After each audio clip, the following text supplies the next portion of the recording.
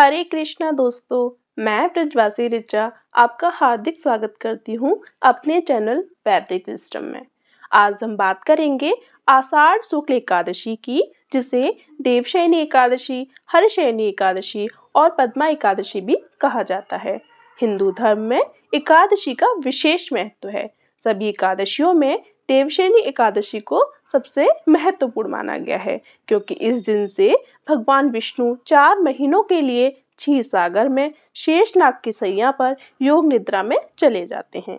इन 4 महीनों को चातुर्मास कहा जाता है। जब तक भगवान विष्णु शयन करते हैं, तब तक सारा दायित्व भगवान शिव संभालते हैं।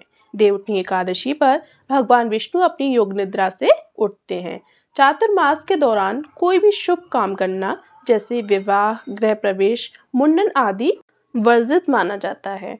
और यही कारण है कि देवशयनी एकादशी बहुत ही महत्वपूर्ण होती है। बहुत से भक्त जो कि चातुर्मास का व्रत करते हैं, तो ऐसे में देवशयनी एकादशी के दिन से ही चातुर्मास के व्रत के नियम लेते हैं, जो कि कार्तिक मास की शुक्ल पक्ष की देवउठनी एकादशी के दिन समाप्त होते हैं।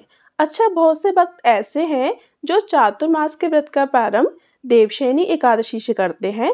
वहीं जो भक्त इस्कॉन से जुड़े हुए हैं, वो चातुर्मास के व्रत व नियमों का पालन आषाढ़ी पूर्णिमा से प्रारंभ करते हैं, जिसे गुरु पूर्णिमा भी कहा जाता है। तो जैसे हम व्रत शुरू करते हैं, वैसे ही व्रत का समापन भी करते हैं।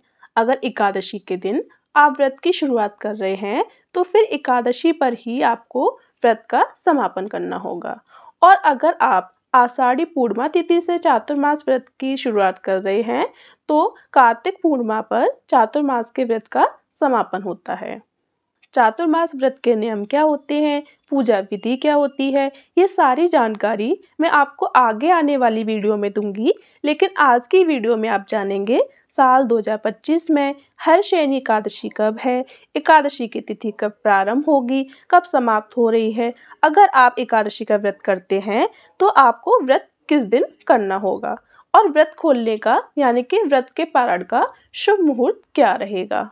इस दिन भगवान विष्णु की किस प्रकार पूजा आराधना हमें करनी चाहिए, तथा कौन से मंत्रों का जप हमें करना चाहिए, और कौन सा ऐसा उपाय करें जिससे इस व्रत व पूजा का संपूर्ण फल हमें प्राप्त हो सके। हरशयनी एकादशी से संबंधित संपूर्ण जानकारी मैं इस वीडियो में शेयर करूंगी, इसलिए वीडियो को अंत तक जरूर देखिएगा। और अगर वीडियो अच्छी लगे तो इसे लाइक भी जरूर कीजिएगा, और कमेंट बॉक्स में श्री हरि विष्णु जरूर लिखिएगा। तो चलिए अब जानते हैं हरशयनी एकादशी तिथि कब शुरू होगी तथा कब समाप्त हो रही है, और व्रत हमें कब धारण करना है। देखिए, आषाढ़ शुक्ल पक्ष की एकादशी तिथि का प्रारंभ हो रहा है 5 जुलाई शाम 6:58 पर, और एकादशी तिथि का समापन होगा 6 जुलाई की रात्रि 9:14 पर। ऐसे में इस बार उदया तिथि के अनुसार 6 जुलाई दिन रविवार को ही केवल एक दिन देवशयनी एकादशी का व्रत रखा जाएगा। सभी गृहस्थ और वैष्णव जन 6 जुलाई दिन रविवार को ही एकादशी का व्रत रखेंगे, और दशमी तिथि के नियमों का पालन 5 जुलाई दिन शनिवार को ही किया जाएगा। और इसलिए इसी दिन आप तुलसी पत्र अवश्य तोड़कर रख लीजिएगा, क्योंकि भगवान के भोग में तुलसी पत्र आवश्यक रूप से रखा जाता है। 6 जुलाई रविवार को ब्रह्म मुहूर्त का समय रहेगा सुबह 4:14 से लेकर 5:02 तक। सूर्योदय होगा सुबह 5:50 पर, और सूर्यास्त का समय रहेगा शाम 7:12 पर। अभिजीत मुहूर्त रहेगा दोपहर 12:04 से लेकर 12:58 तक। साध्य योग पूरा दिन रहने के बाद रात 9:27 पर समाप्त हो जाएगा। बाद में शुभ योग प्रारंभ हो जाएगा। राहु काल का समय रहेगा शाम 4:30 से लेकर 6 बजे तक। द्वादशी तिथि 6 जुलाई रविवार की रात 9:15 से प्रारंभ हो जाएगी। इसी के साथ हरिवासर का समय भी शुरू हो जाएगा। द्वादशी तिथि का समापन होगा 7 जुलाई सोमवार की रात 11:10 पर। 7 जुलाई सोमवार को ब्रह्म मुहूर्त का समय रहेगा सुबह 4:15 से लेकर 5:03 तक। सूर्योदय होगा सुबह 5:51 पर, और सूर्यास्त का समय रहेगा शाम 7:12 पर। प्रातःकाल पूजा का शुभ मुहूर्त रहेगा सुबह 4:29 से लेकर 5:29 तक। शुभ योग रात 10:03 तक रहेगा।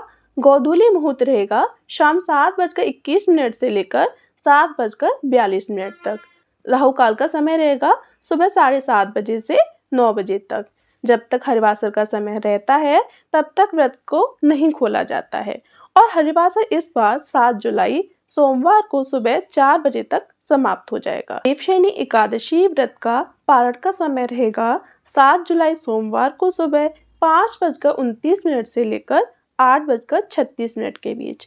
व्रत का पारण हमेशा शुभ और निर्धारित मुहूर्त में ही करना चाहिए और इस बार 6 जुलाई रविवार को यानी देवशयनी एकादशी के दिन भद्रा लग रही है।